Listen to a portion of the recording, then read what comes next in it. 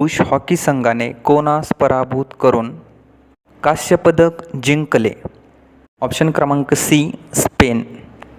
संघ लोकसेवा आयोग UPSCचे अध्यक्ष कोण आहेत? ऑप्शन क्रमांक डी श्रीमती प्रीती सुदान. महाराष्ट्र राज्य पोलीस दलाचे नियतकालिक कोणते? ऑप्शन क्रमांक सी दक्षता.